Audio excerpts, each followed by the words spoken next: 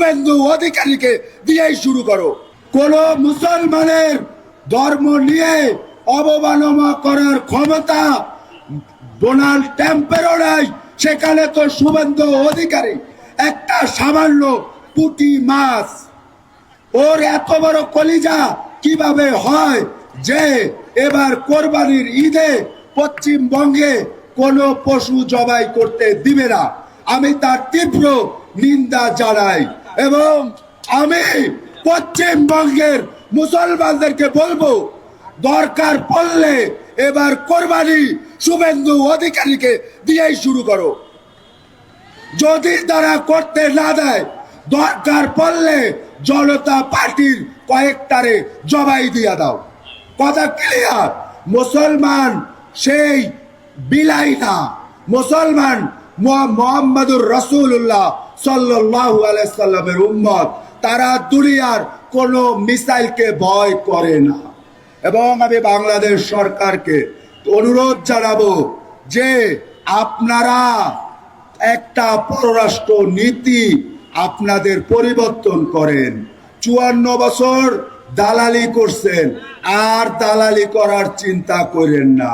সময় শেষ, ক্ষমতা কাঁপতেছে, মসনদ কিন্তু কাঁপতেছে। দেশের 1 কোটি তরুণ যুবক প্রস্তুতি নিছে। আপনাদের এইসব দুর্নীতি, আপনাদের এসব লুটতরাজ আর চলতে দেওয়া যাবে না। যদি ভারতের সাথে আপনারা নতজানু পররাষ্ট্রনীতি করেন, আপনাদের ক্ষমতার চেয়ার ভেঙে যাবে। কথা ক্লিয়ার? এই সকল উগ্র মৌলবাদী এবং মুসলিমদেরকে কি বলবো? এদের সমস্যা হচ্ছে, যবে থেকে পশ্চিমবঙ্গে বিজেপি সরকার এসেছে, যবে থেকে নতুন নিয়ম চালু হচ্ছে এবং যবে থেকে বলা হচ্ছে যে পশ্চিমবঙ্গের যে অরক্ষিত সীমানাগুলো ছিল সেই সীমানাগুলোকে সম্পূর্ণরূপে বন্ধ করে দেওয়া হবে, এই সকল উগ্র মৌলবাদী বাংলাদেশিদের এখন মাথা এদের পুরো খারাপ হয়ে গেছে। এরা পরিষ্কার একটা জিনিস বুঝে গেছে যে যদি বাংলাদেশ সীমান্ত পুরোটা সিল হয়ে যায়, তাহলে আমাদের যে অবৈধ যে ব্যবসা, আমরা যে এখান থেকে জঙ্গি ট্রান্সপোর্ট করতাম ভারতে, সেই জঙ্গি এক্সপোর্ট করা আমাদের বন্ধ হয়ে যাবে। যার ফলে আমাদের যে উপরি টাকা, যেটা আমাদের দাদা পাকিস্তান সিআইয়ের আইএসআই এর মাধ্যম দিয়ে আমরা ইনকাম করতাম, সেই টাকাটা ইনকাম করা বন্ধ হয়ে যাবে। আরে দাদা শুনুন না, কি আবোল তাবোল যা ইচ্ছে তাই বলে যাচ্ছে। পশ্চিমবঙ্গের মুখ্যমন্ত্রীকে দেখে নেবে, ভারতবর্ষের মুসলিম সম্প্রদায়কে উস্কানি দেওয়া হচ্ছে।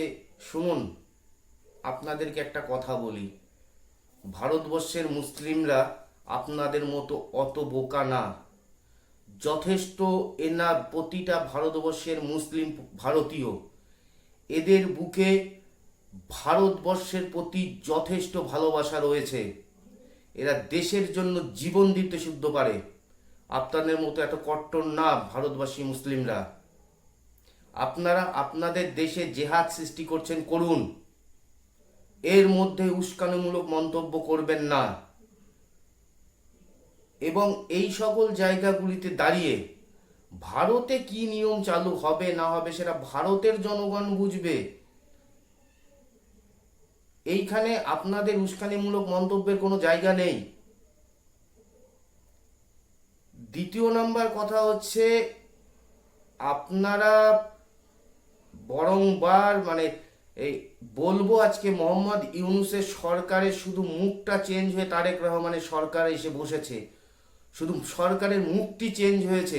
এই উগ্র মৌলবাদীরা যারা তখনও বাংলাদেশে অ্যাক্টিভ ছিল, আজকেও তারা অ্যাক্টিভ রয়েছে।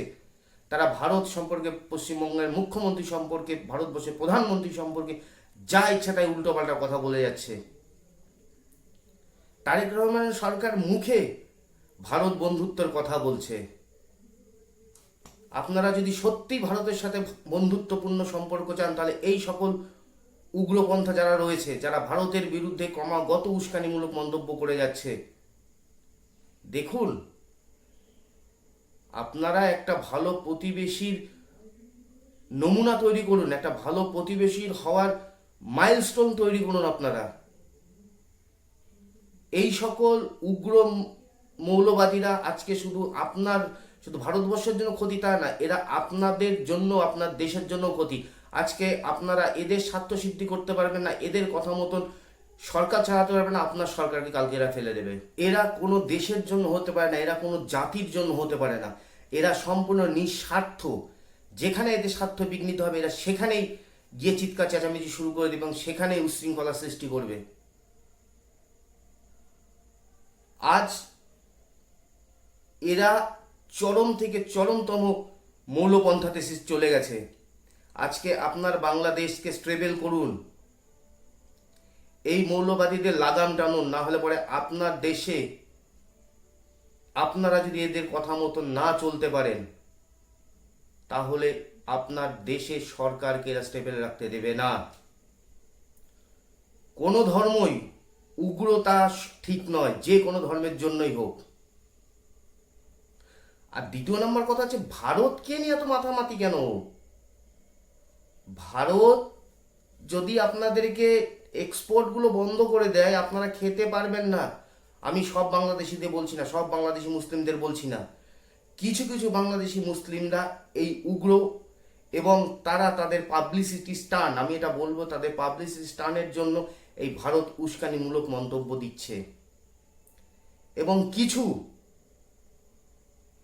যুবকদের ব্রেন ওয়াশ করছে যে ভারত তাদের শত্রু। এর থেকেও বড়, অনেকে বলছে ভারতের সাথে বন্ধুত্ব সম্পর্ক নির্ভর করবে গঙ্গা চুক্তির উপর। যদি গঙ্গা চুক্তি বাংলাদেশের মতো করে না হয় তাহলে পরে তারা ভারতের সাথে আগামী দিনে বন্ধুত্বপূর্ণ সম্পর্ক রাখবে কিনা সেটাও চিন্তা ভাবনা করবে। গঙ্গা চুক্তি আপনাদের ক্রাইটেরিয়া মেনে হবে? ভারতের তার নিজস্ব জলের চাহিদা রয়েছে, ভারতের কৃষকরা রয়েছে, তাদের চাহিদার কথা মাথায় রেখেই ভারত এই চুক্তি করবে। আপনাদের কথা ভেবে ভারত চুক্তি করবে, আপনাদের কথা মতন ভারতকে চলতে হবে। মানে আবারও বলছি, শুধু সরকারের মুখ বদল হয়েছে, শুধু সরকারের মুখ বদল হয়েছে। মোহাম্মদ ইউনূস গিয়ে তারেক রহমান এসে বসেছে, কোনো তাদের নীতি পরিবর্তন হয়নি। এই উগ্র মৌলবাদী যারা আছে, এই উগ্র ইসলামী পন্থী যারা আছে, তারা তখনও অ্যাক্টিভ ছিল, এখনো অ্যাক্টিভ হয়ে আছে। মাঝখানে তারা কিছুদিন শান্ত ছিল, তারা দেখানোর চেষ্টা করেছিল না, তারেক রহমানের সরকার দেখানোর চেষ্টা করেছিল না, সরকার পরিবর্তন হয়েছে, আমরা এখন দেশে শান্তি শৃঙ্খলা বজায় রাখবো এবং ভারতের সঙ্গে মৈত্রীত্বপূর্ণ সম্পর্ক তৈরি করে রাখবো। কিন্তু সেটা যে নিছক মাকাল ফল, আজ তা প্রমাণিত হচ্ছে। এই বিষয় নিয়ে এই উগ্র মৌলবাদী, উগ্র মুসলিম, এই বিষয়টা নিয়ে আপনারা কি ভাবছেন অবশ্যই কমেন্ট বক্সে লিখে জানাবেন। আর ভিডিওটিকে যদি ভালো লাগে তাহলে অবশ্যই চ্যানেলটিকে সাবস্ক্রাইব করবেন। সকলে ভালো থাকুন, সুস্থ থাকুন।